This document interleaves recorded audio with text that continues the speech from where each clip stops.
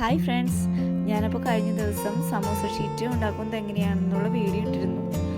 ഇനി നമുക്ക് ആ സമോസ ഷീറ്റ് വെച്ചിട്ട് എങ്ങനെ പെർഫെക്റ്റ് ആയിട്ട് സമോസ ഉണ്ടാക്കുന്നതെന്ന് നോക്കാം.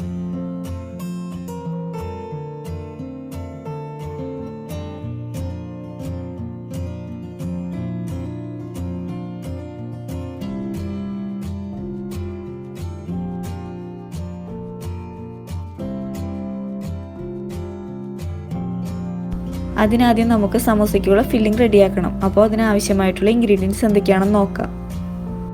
അതിനായിട്ട് ഞാനിവിടെ 2 മീഡിയം സൈസ് സവാള ചെറുതായിട്ട് കട്ട് ചെയ്തെടുത്തിട്ടുണ്ട്. പിന്നെ ഇഞ്ചി, വെളുത്തുള്ളി, പച്ചമുളക് ഒന്ന് ക്രഷ് ചെയ്തത് 1.5 ടേബിൾ സ്പൂൺ.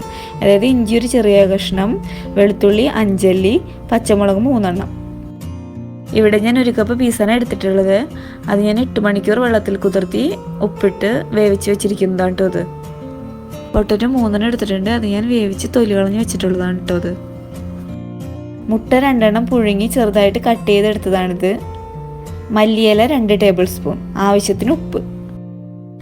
ഇനി ഇതിലേക്ക് നമുക്ക് ആവശ്യമായിട്ടുള്ള പൊടികൾ എന്തൊക്കെയാണെന്ന് നോക്കാം.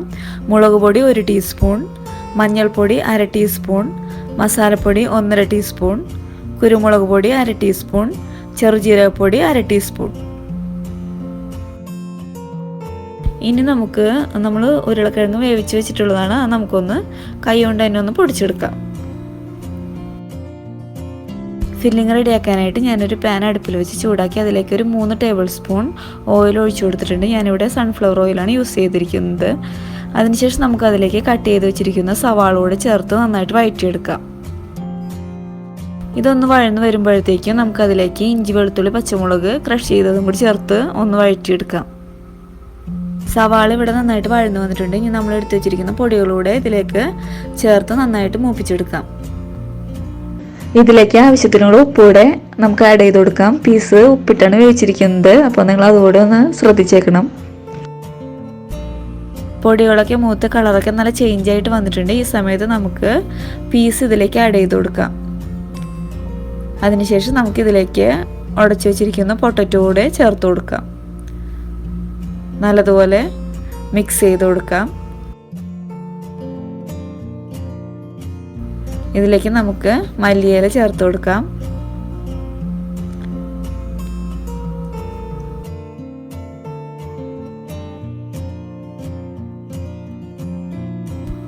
കട്ട് ചെയ്ത് വെച്ചിട്ടുള്ള മുട്ടയോടെ ഇതിലേക്ക് ആഡ് ചെയ്ത് കൊടുക്കാം. നല്ലതുപോലെ നമുക്കിതൊന്ന് മിക്സ് ചെയ്ത് കൊടുക്കാം.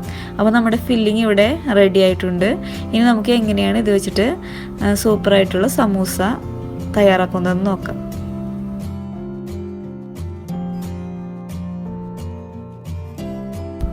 എനിക്ക് ടോട്ടൽ സമൂസ ഷീറ്റ് 32 എണ്ണമാണ് കിട്ടിയത്. ഞാനപ്പോൾ ആ വീഡിയോയിൽ പറയാൻ വിട്ടുപോയതാണ്, സോറി. ഞാനപ്പോൾ അതിൽ നിന്ന് ഒരു 12 ഷീറ്റ് എടുത്തിട്ടാണ് ഇതിപ്പോൾ റെഡിയാക്കി എടുക്കുന്നത്. അപ്പോൾ ഫില്ലിങ്ങിൻ്റെ ചൂട് ഏകദേശം ഒന്ന് മാറിയിട്ടുണ്ട്. നമുക്കിനി സമൂസ റെഡിയാക്കാം. സമൂസ റെഡിയാക്കുന്നതിന് മുമ്പായിട്ട് നമുക്കൊരു മിക്സ് റെഡിയാക്കാനുണ്ട്. അതായത് ഒരു 2 ടേബിൾ സ്പൂൺ മൈദയിൽ കുറച്ച് വെള്ളം കൂടി ആഡ് ചെയ്ത് ഒരു കുഴമ്പ് രൂപത്തിലായിട്ട് എടുക്കുക. സമൂസ റെഡിയാക്കുമ്പോൾ സൈഡൊക്കെ നന്നായിട്ട് ഒട്ടിച്ചു കൊടുക്കാനാണ്. നല്ലതുപോലെ ഒട്ടിച്ചു കൊടുത്തില്ലെങ്കിൽ നമ്മൾ വറുത്തെടുക്കുമ്പോൾ സമൂസയുടെ ഉള്ളിൽ എണ്ണയൊക്കെ കയറാനായിട്ട് സാധ്യതയുണ്ട്. നല്ല രീതിയിൽ ഒട്ടിച്ചു കൊടുക്കണം. അപ്പോൾ നമുക്ക് ഈ ഒരു മിക്സ് റെഡിയാക്കി എടുക്കാം. അതിനായി ഞാനിവിടെ ഒരു സമൂസ ഷീറ്റ് എടുത്തിട്ടുണ്ട്. ആദ്യം വീഡിയോയിൽ കാണുന്നത് പോലെ കോണായിട്ട് മടക്കിയെടുക്കണം. അതിനുശേഷം തിരികെ അടുത്ത സൈഡിലേക്കും മടക്കിയെടുക്കാം. ഈ സൈഡിൻ്റെ താഴെ മൈദ മിക്സ് കൊണ്ട് ഒട്ടിച്ചു കൊടുക്കണം കേട്ടോ. അത് ഞാൻ ഫില്ലിങ് വെക്കുന്ന വീഡിയോയിൽ കാണിച്ചു തരാം.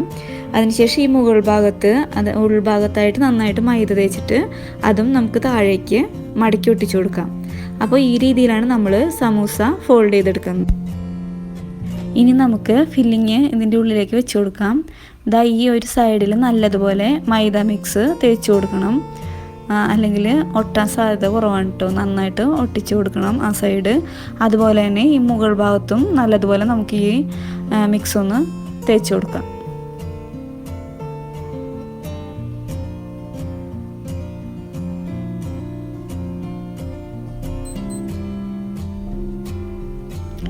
അതിനുശേഷം നമുക്കിത് താഴേക്കായിട്ട് ഒട്ടിച്ചെടുക്കാം. ഇതുപോലെയാണ് നമ്മുടെ സമൂസ. അപ്പോൾ എല്ലാ സമൂസ ഷീറ്റും നമുക്ക് ഇതുപോലെ തന്നെ ഫോൾഡ് ചെയ്തെടുക്കാം. അപ്പോൾ ഞാൻ ഇവിടെ എടുത്തു വെച്ചിരിക്കുന്ന സമൂസ ഷീറ്റ് എല്ലാം സമൂസ ഷേപ്പിൽ ഫോൾഡ് ചെയ്തെടുത്തിട്ടുണ്ട്. ഇനി നമുക്കത് എങ്ങനെയാണ് നല്ല ക്രിസ്പി ആയിട്ട് വറുത്തെടുക്കുന്നതെന്ന് നോക്കാം. അതിനായിട്ട് ഞാനൊരു ചട്ടി അടുപ്പിൽ വെച്ച് നന്നായിട്ട് ചൂടാക്കിയിട്ടുണ്ട്. അതിലേക്ക് നമുക്ക് ആവശ്യത്തിന് ഓയിൽ ഒഴിച്ചു കൊടുക്കാം. അതായത് ഡീപ് ഫ്രൈ ആണ് ചെയ്യുന്നത്. അപ്പോൾ ഡീപ് ഫ്രൈക്ക് ആവശ്യമായിട്ടുള്ള ഓയിൽ ഇതിലേക്ക് ഒഴിച്ചു കൊടുക്കാം.